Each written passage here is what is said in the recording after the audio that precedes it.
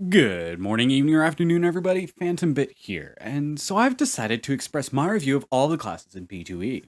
This an intent that both expresses my opinion on the aspects of the class and maybe serve as a first look for newer players to get a feel for the class and if it's right for them.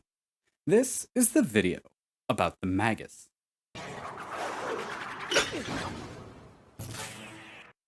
The Magus is both fighter and mage, warrior and spellcaster, sword and sorcery.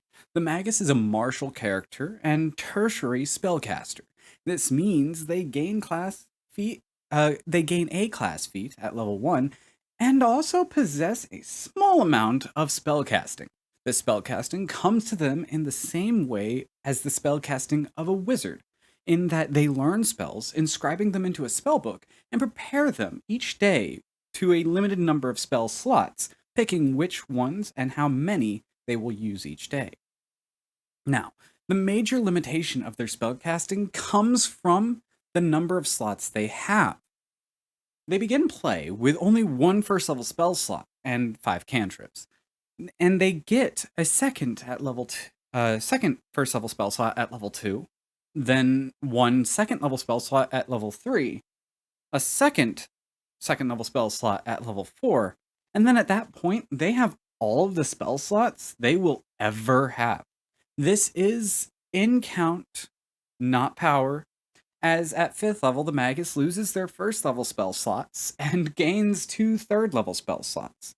This continues every other level, shifting the Magus' spell power upward until level 17 when they have 9th level spell slots. As not being primary spellcasters, they do not innately gain a 10th level spell slot at all. On the end of being a martial character, the Magus begins play trained in simple and martial weapons, light and medium armor, and with hit points of 8 per level from their class, making them competent combatants even without the use of their magic. The key aspect of the Magus, though, is their fusion, of martial and magic. The specific way they choose to is defined by their hybrid study. These are inexorable iron, which focuses on using two-handed weapons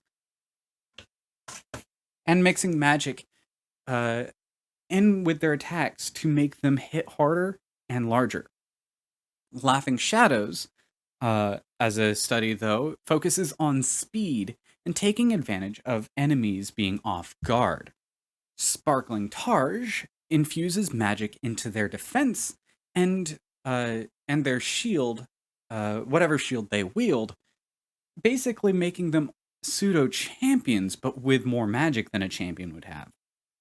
Starlit Span uses their magic with a ranged weapon, keeping themselves at a safe distance even while delivering magic through their blows. And finally, you have Twisting Tree, which is a hybrid study that takes advantage of the versatility and power of staffs, both as sources of magic and as a weapon. Yet still, these hybrid studies, which give Magus their focus magic and enhance certain fighting styles, is only the start of where their crossing of might and magic begins. As another one of their class features, the Spell Strike allows them to cast a spell that requires an attack roll to hit, and combine that with this into a weapon strike rather than delivering it magically, dealing the effects of the spell and the damage of the weapon attack both upon hit. Yet further still, after having cast a spell or utilized their spell strike, a Magus can enter a stance called an Arcane Cascade, having drawn some of the magic from the spell cast to deal extra damage with their attacks going forward up to a minute based on the spell school of the spell they just cast, and gaining some form of enhancement from their fighting ability based on their study. Well, then to the final part. What role do they play? Well, as arcane spellcasters, their spell list lacks direct healing, but not enhancements that they could use on their allies. And they are arcane spellcasters, so they will have access to a lot of the large, area shaping, battlefield defining magic that wizards are so well known for.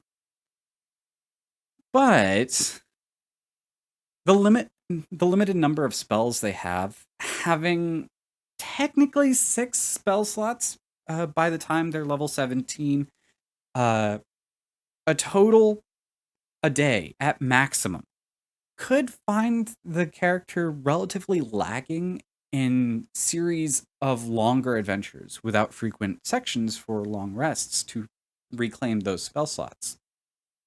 I will say though, warriors and strikers that play as Magus are major wins in the ability as to be as the damage potential of a spell strike is enormous, especially with the scaling of cantrips. And the bonuses of Arcane Cascade of both the Inexorable Iron and the Sparkling Targe hybrid studies increase the Magus's survivability to a significant degree. And as always, those are just my thoughts. What are yours? What did I miss about the Magus? What are you what would you enjoy about playing one in a game? But as always, I hope you have a wonderful rest of your day, evening, or even night. I will catch you all later. Bye bye.